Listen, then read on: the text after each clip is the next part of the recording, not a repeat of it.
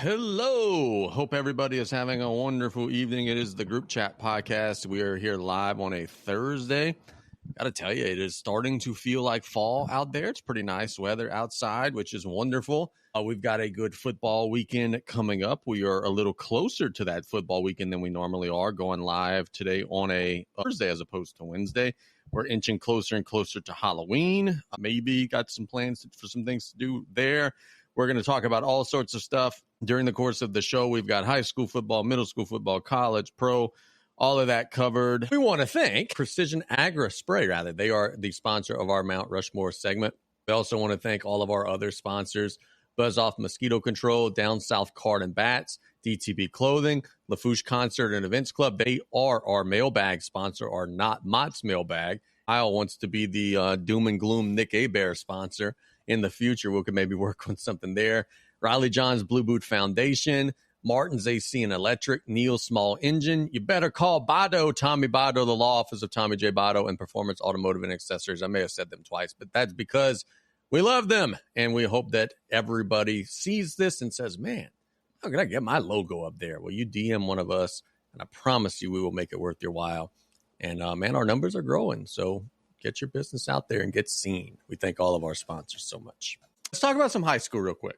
South Lafourche played and beat Assumption last week. It was a crazy game, dude. Like, I walk into the stadium, and usually I'm shaking hands with Ron Baia and talking to fans, and I'm shaking hands with BJ Young, who's watching the game in the stands. Like, it was so random and so weird. And I asked BJ about the game yesterday on the radio, and he said, dude, I saw the same thing that Reggie Lejeune and Chizo saw, but that's who he was sitting with in the end zone during the game, which was a Tarpons performance that was really good. They got a 55-point showing on the board. They beat Assumption 55-28. Assumption did some things to help South Lafourche out: a snap over the head of the running back, a snap over the head of the punter, and a turnover in the red zone. Could have been a closer game, but the Tarpons also did some really nice things. Terrence goes for north of 200. More about Terrence in just a second. Josh Mack has a great performance. He's throwing lights out right now. And Dravian Hughes has 3 touchdowns. And it's a South Lafourche team that has only punted 8 times all season, and 4 of those came in the first game against Thibodaux. They're cruising right now. Coach Sanamo, we were concerned going Undefeated Coach Sanamo? Air Mo, baby. We were concerned about, hey, what's it going to look like? You know, it's a different play call or whatever it may be. It didn't look any different to me. They were humming. They got the ball where they needed to get it, and the Tarpons get to 4-3, getting a big old win against Assumption. That's a place that they usually don't play well, and they took care of business and went with some ass on the road, man. Yeah, that offense was incredible. Like always, is this the best offense that South Lafourche had ever put on the field? Ermo said on Monday it is. He said it's the best offense he has ever coached, and he's been doing it 20-plus years. Like we've always been a running school, and then within the last probably 10 years or so, we became kind of both running and passing. And just looking through the career stats of some of the players in the last 5 years, we've had some quarterbacks put up some numbers, and Josh Mack's coming in here and just breaking all these records. So kudos to him. He's doing an awesome job.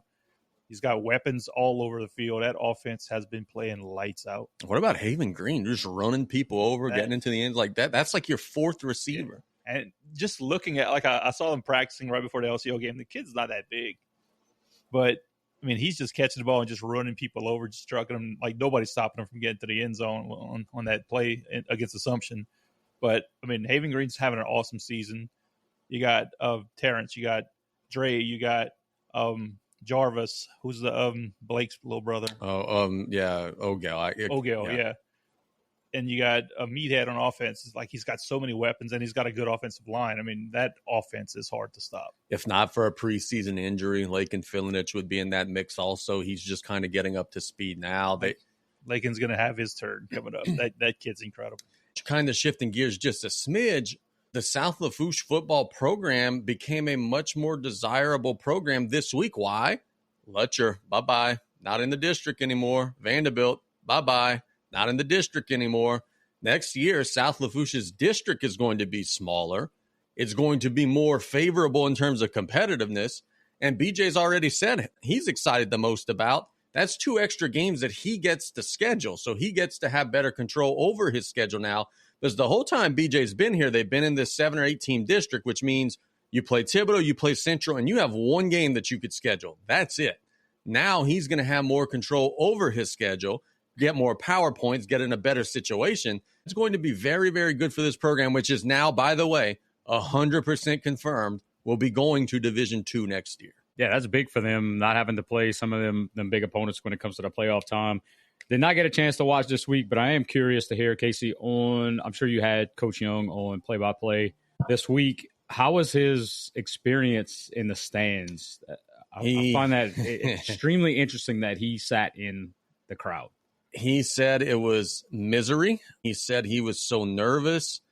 But he also said that whenever the team was kind of taking control of the game, it was a feeling of pride in that, like, man, like my staff did this, my boys did this. And then, of course, at the end of the game, the boys run straight on the track and they're lifting up their uniform tops and they got the free, Coach Young shirts on. And they rallied around him, man. And he said it was extremely nervous, but he was also very excited at the way it all panned out. They made a bad week into a good week with the way they played Friday. But then also BJ going out bright-ass early Saturday morning and giving a pep talk to the Bantam kids on Saturday. I know we shared that on social media. Like, they turned a negative into a positive. They're ready to go tomorrow. Morgan City's not going to stand the chance. The coaching staff can't say that. The players can't say that. Casey Gisclair could say that. It's going to be running time tomorrow. The Tarpons will get their 5th win of the season. He was probably chomping at the bits to get in front of somebody and hype him up. And I'm sure he's a rah-rah guy. I've never been in his locker room, but I imagine how that locker room looks in pregame and halftime and whatnot. But good to have him back on the sidelines this week. Maybe he could punt to Coach Sanamo this week again and let Sanamo go 2-0 because that's kind of what we're expecting. Yeah, look, God bless Morgan City. They're doing the best they can. They got like 20-something players. They're down to bare bones. Tarpons will be able to run it. They'll be able to throw it. Look, Morgan City got a few dudes, so maybe they could stretch the field and get a touchdown or two of their own, but it ain't going to be close. Positive, the first time in 5 games that Morgan City has let up less than 50 points. Yeah. 48. Yeah. Coming off of a 48-14 trouncing to South Terrebonne. So South Lafourche got to hit 50 this week is what you're saying. They will. They've let up 14 in the opener to Berwick, 62, 60, 50, 54, 65, and 48 in consecutive games. Josh Mack sits 2 touchdown passes tomorrow away from owning every single quarterback record in the history of the school. The only one that he's missing right now is single season touchdown passes, which tomorrow very likely to break it in his 8th game of the season, which is incredible. He already owns all the career records and, single season yards, career yards, all that good stuff. Terrence is sitting a little bit away from some single season receiving records. He owns all the career stuff. He needs roughly 20-ish catches to catch Jacob Curall. He needs roughly 260-ish yards to catch Jacob Curall for single season stuff. Terrence has already got all the career records there as well. So an outside chance that Terrence can maybe break the yards tomorrow. Not likely. Outside chance. Hell, he went for 208 against Assumption, so you never know. Reception's probably not going to happen this game, but a great chance overall if he could stay healthy in them final games to go ahead and make that happen. And then, oh, by the way, Terrence gets his first official offer from University of Arkansas Monticello on Monday. Monticello is coached by Hud Jackson, who has some ties to the Bayou region. I spent some time in the Thibodaux area, and he recruits a lot of local kids. They got the big Chasson boy up front right now that plays for them. Kendall Walker played there. If you go look at their roster, it's a bunch of kids from Louisiana on that roster. And hopefully it becomes a snowball effect where that ball starts rolling downhill and he starts collecting more and more and more because he's definitely worthwhile playing at the next level for sure. Congratulations, Terrence. That's awesome to get your first and hopefully a lot more offers from schools. Monticello does the Boll Weevils. Boll Weevils, yep. Kendall Walker played there? Kendall Walker, yep. Is he still coaching there? I think he's at a high school in Texas now. Okay. Yeah. Okay. So I didn't know if that was a connection, that we had a local boy on the coaching staff that put in a good word for him. So I was going to publicly say thank you, Kendall Walker. Look, it very well could be, Dr. Darby, like, hey, Coach Hud, we got this dude down the bayou. I mean, this is his son play. Like, we got a lot of ties there to Monticello. I do not think that's going to be Terrence's last offer. So, I mean, we're looking for more offers every week. Let's just get a couple more. That's going to be awesome. Yeah, man, they got a bunch of folks Down the Bayou, but Lafourche Parish, Terrebonne guys that have played and have represented the Boll Weevils very well. Here's my question, okay? If Terrence gets 7-8 offers on football, 3-4 offers, 5 offers in basketball, which one's he going to choose? You're maybe on the most inside there. I always expected him to be a basketball. Like, if he's going to play collegiately, it would be basketball. He prefers football. I think he's more dominant in football, honestly. Yeah. And that's crazy because he's the reigning district MVP in basketball. But, bruh, 8-9 catches, 208. Like, dude is open every single play. It's insane. Okay, question for college recruiting. National Signing Day for football is when? February. National Signing Day for basketball is when? I believe April. So what happens if you would commit to school for football? Once you sign, you locked in. You can't get any basketball scholarship offers after that? Well, I guess in theory, now today, I guess you could enter the portal and then just transfer to the place that wants you for basketball. I didn't even think about it like that.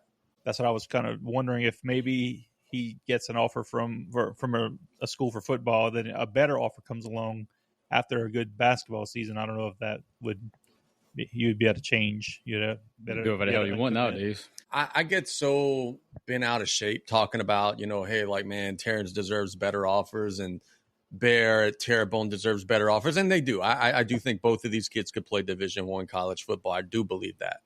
But I also need to understand and realize, and I need to do a better job of communicating this both to the public and then also to the kids so that they don't get discouraged.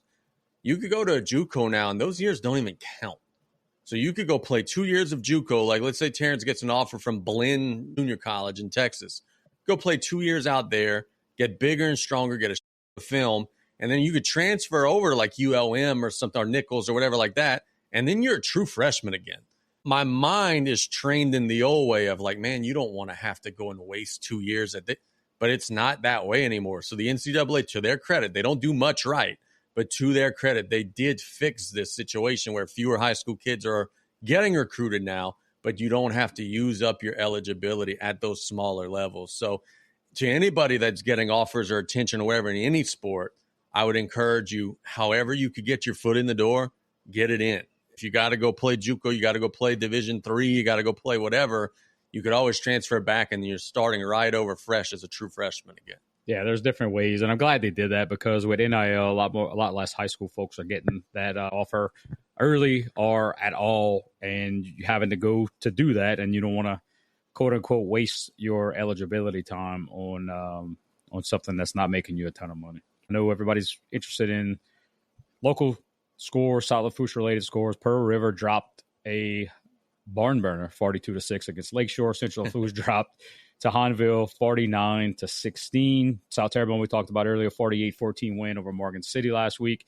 Edie White now won 4 straight, 31-21, big win over Lutcher. Vanderbilt stays undefeated with a 41-9 demolishing of Eleanor. Assumption obviously lost to South Lafourche. That's the local South Lafourche-related high school scores. Our local 4A district, y'all, it's as simple as this. EDY is going to play Vanderbilt in Week 10. The winner of that game is going to win the district. I mean, they have a 2-game lead over everybody.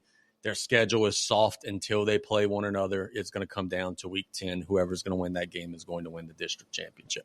Let's probably be all blowouts this week, too. It's an ugly week this week. How our district will look in the future.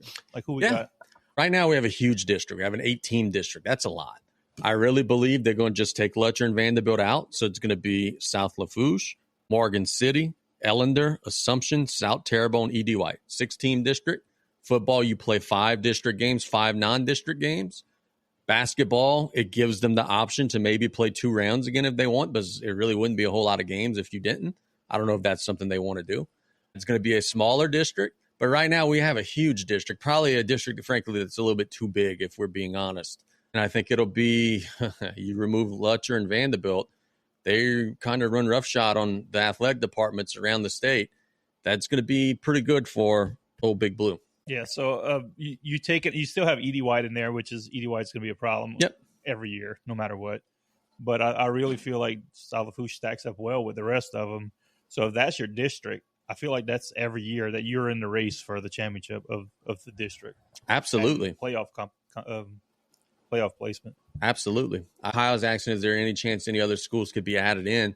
I mean, there's always that chance, but just looking around at the 4A area, I don't know that there's any other 4A schools around the area that it would have to be a reach, like a Westgate or something like that. That's way out there. Or New Orleans area school. Those teams are already in their own districts that are centralized to their region. So I just don't think it's going to be anything more than just simply removing Vanderbilt and Lutcher. And look, there were some questions, and I even screwed this up when I was reporting about it, because I was even speculating, well, could Vanderbilt and Lutcher play up and just stay 4A? They don't have that option. The LHSAA changed that in January. If you play up, you now have to play up to the highest classification possible. They're not going to do this, but if they would decide to play up, they have to become 5A. That ain't happening. So they're going to just put tail between the legs, go down to 3A. And look, it's going to create a good little 3A district. They're going to be in a 3A district. It's going to be Vanderbilt, Lutcher, St. James, Donaldsonville. Like, it's going to be a good little 3A district for them, too. You don't have the option to just stay in 4A. And that's basketball, football, all sports. Everything. Oh, okay. Everything. So that's, yeah. So South Lafourche is sitting pretty in that district. I think so. I think it's going to be a very competitive district for them. Definitely looking forward to it, for sure. What happened that didn't happen this year? I heard that was supposed to happen for this year, and it didn't. So a rule passed in January saying that, not even in January, I think it was a couple summers ago, saying that if you are a 4A school playing in Division I, you were going to be in Division II, which would have then, of course, put South Lafourche in Division II. So there was this expectation of, hey, buddy, we going down to Division II this coming school year. This rule just passed, whatever. Eddie Bonine gave the Hulk Hogan, that doesn't work for me, brother. We're not doing this in the middle of a districting cycle. We're going to wait till we redistrict. So that's why it's happening now when they redistrict, as opposed to just taking the one team that it impacted and just moving them over. That doesn't work for me, brother, according to Mr. Bonine. So that's going to be the following year. I'll go ahead and say it. That makes the South Lafourche football program much more appealing for BJ to be here a long time, assistant coaches to want to come here, because you have a much more likelihood of being able to succeed just about every year. And that's definitely going to be a positive, because this is a special class that's at South Lafourche currently. The seniors that are there, being negative at all towards the folks that are coming up, but it's going to be hard to live up to what those boys have said 100%. Athletically, just in general. 100%. We got breaking news on the South Lafourche side. Sawyer Wells has just been offered the opportunity for a preferred walk-on at Nicholls State University, which basically means they're going to help him supplement some of the financial situation, be a preferred walk-on with a chance to try to earn a full ride a little later on. Attaboy. Sawyer's got opportunities and some scholarship offers from other schools. Preferred walk-on opportunity, Nicholls State University. Congratulations, Sawyer. Keep them coming, baby. Keep them coming. Well deserved, Sawyer Wells. Very well deserved. How about Lady Tarpon Volleyball real quick? Second ever district championship, first ever outright district championship.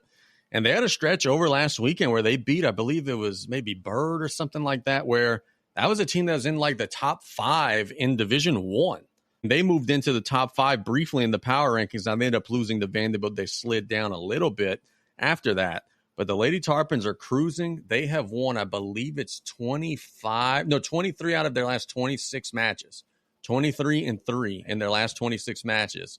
They just celebrated senior night, but they got the lion's share of their roster coming back. And they are already very good. Whew, Jamie Sheremy, you got you a treasure trove of talent. People are excited. They're going to the playoffs. They're going to be at home. I'm going to tell you the updated power ranking numbers in just a second. They are number 5. No, they're back in the top 5.